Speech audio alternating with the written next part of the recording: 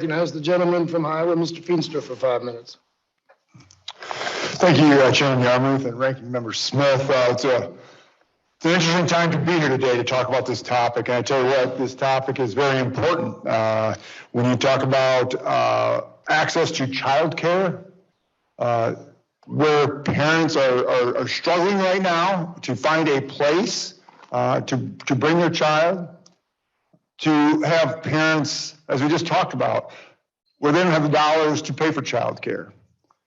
In Iowa, this is real. I mean, this is extremely real. And the problem is that we need workers in Iowa. We desperately need workers in Iowa. But what's happening is we have a parent staying at home because they can't afford child care. So they got to make a decision.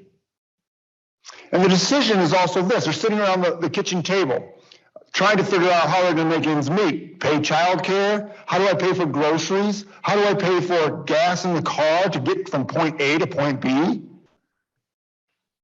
And then we have this situation that is not going to end. Inflation.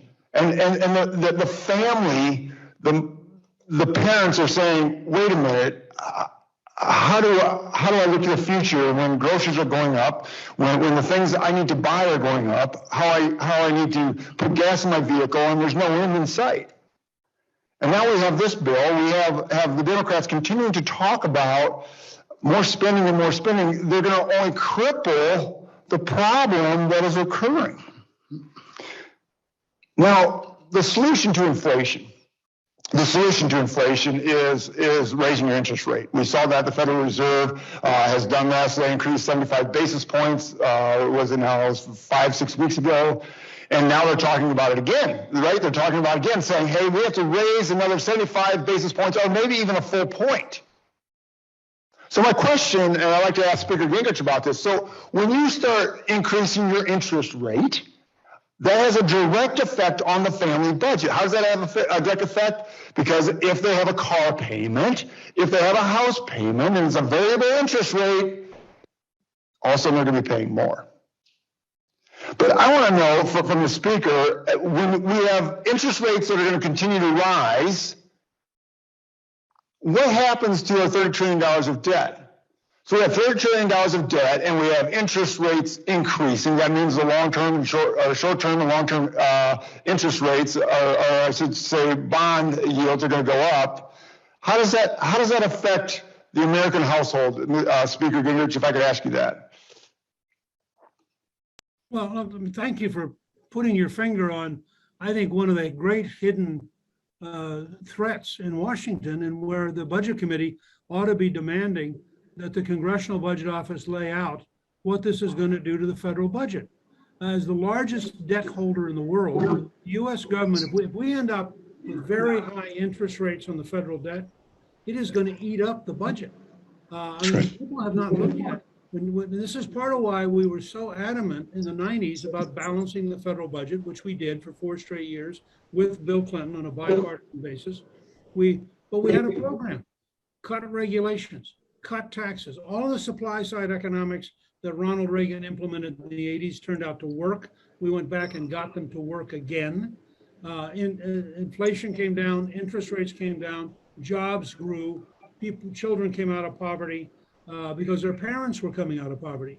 So when you put your finger on a huge issue, I don't know the exact numbers. I had my folks at Gingrich 360 the other week run a run, but we're not the budget office. We don't have their data.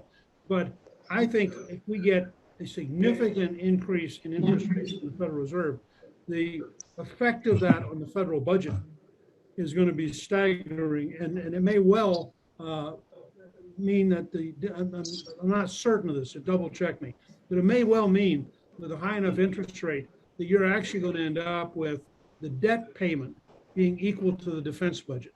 Now that is insane. If that was happening to an individual or that was happening to a business, you would counsel them, they need to get their spending under control and they need to get their debt down.